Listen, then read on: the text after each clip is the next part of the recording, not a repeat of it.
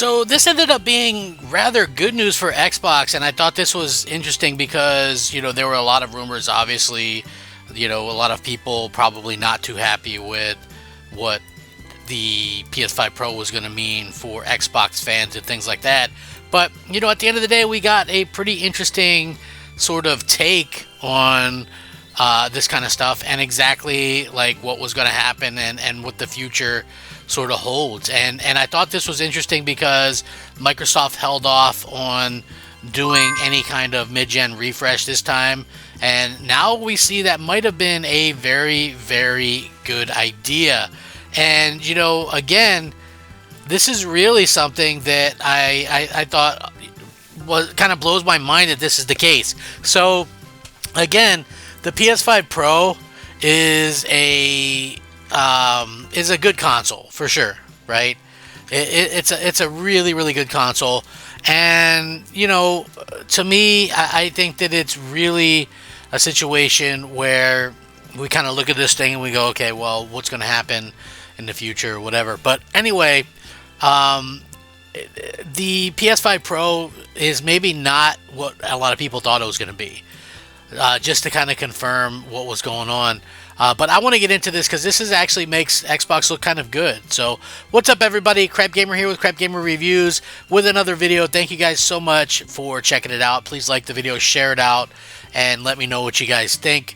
And, again, I do daily gaming content, so make sure you guys know that and are well aware of that. Listen, I like gaming. I like video games. So we actually have, thanks to this leak, and I'll know this myself here in a little bit, but the PS5 Pro manual confirms what is actually in the PS5 Pro. And so now we have this idea, 16.7 T-flops, 16 gigabyte VRAM. Now, for instance, the Xbox Series X is 12 gigabytes of, 12 T-flops. So there's not really this massive difference that a lot of people really kind of thought about it. So the $699, $700 looks a lot like existing versions of the console. It's got an extra, racing stripe or whatever. The PS5 Pro is fast. Most of the credit goes to the new processor. It's still based on Zen 2, so no upgrade there with 8 CPU cores and 16 threads. The clock speed is higher, but the leaked document does not list a number. The integrated Radeon GPU is getting much more capable with 16.7 T-flops of compute. Now that's a significant jump over the 10.6 T-flops of the original PS5 and somewhat lower than some of the 30 plus T-flops that, other people have kind of talked about. So it's one of those things where when we look at these kind of things, it's kind of crazy to see how all these things kind of worked out and things like that. And for me anyway, when you look at this and you kind of see how the specs are like on the basic PlayStation. So the funny thing is when you look at the PlayStation 5, just the regular PlayStation 5 or whatever, and when you look at, and T-flops don't tell the whole story, that's for sure. But and you see the T-flops or whatever, and you go, okay, well this thing's got such and such T-flops, right?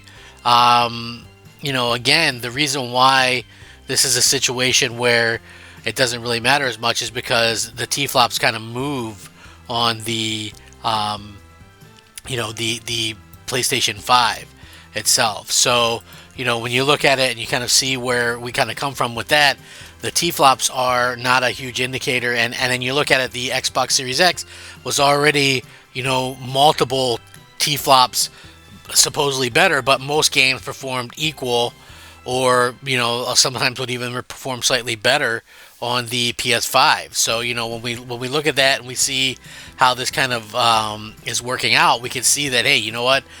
This thing maybe has worked out better for Microsoft, right? I'm not saying that the PS5 Pro is weak.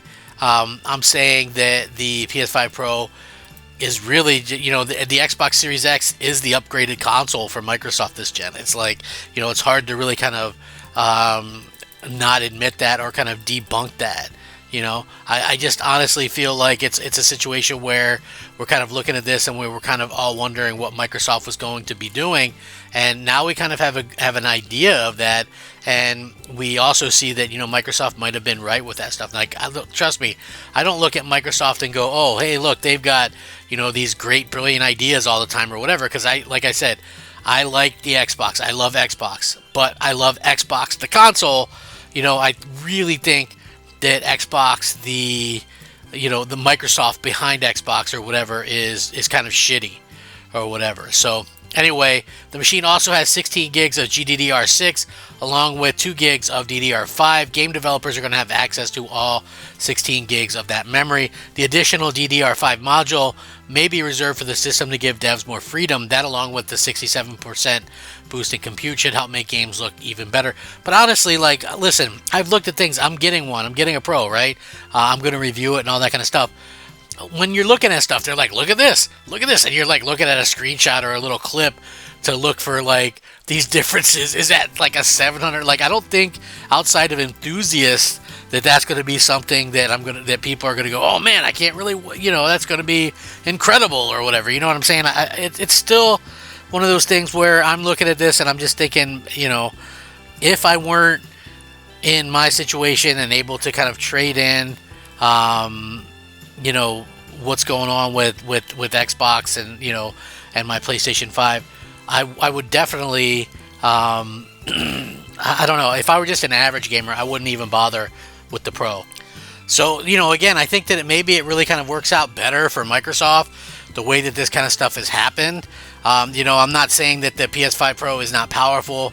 I'm just saying that, it's maybe not as powerful as, some people initially thought. And listen, here's the thing with developers, right? Like, I don't think we're going to get very many games that are going to, like, if it was a game that was going to be 30 frames, I don't think we're going to get one that's suddenly 60 or more or whatever, because it's the same CPU, which, if it's a CPU bottleneck, then so be it. You might see a little bit more bells and whistles on certain things, with the ray tracing or whatever, but I fail to see, and the games that they've announced that will support the PS5 Pro and things like that, I haven't really seen anything that's going to really kind of just go out there and blow my mind. It's just kind of a situation where I haven't really seen that yet. So this could be very well something that works well for Microsoft, especially if it does turn out that Microsoft does indeed announce like a handheld or new consoles next year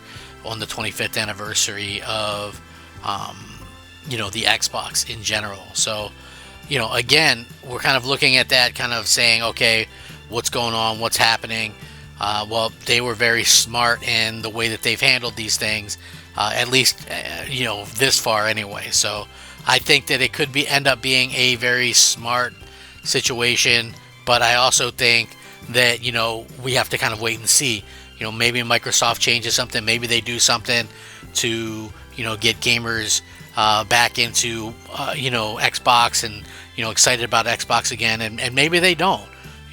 I honestly think that that's something that we have to kind of wait and see as well. Like, I think the PS5 Pro is a good console. I think it's a good console for someone like me who likes like kind of the newer stuff or whatever. But I also think that we kind of live in a world where